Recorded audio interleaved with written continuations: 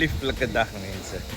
We are busy, like I said this morning, pressure washing the roof.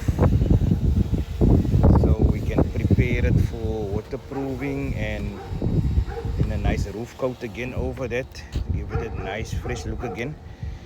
So let me just show you guys what we were busy doing.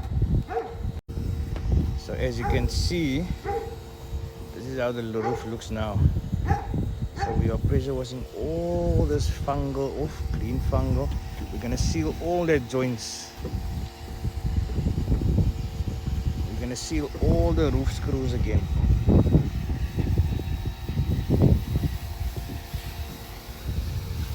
So we're busy cleaning it.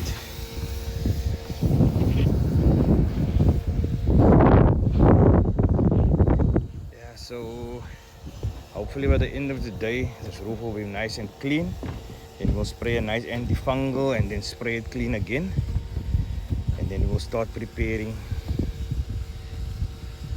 sealing all the joints again, as I say, sealing all the screw heads, repairing where it needs to be repaired.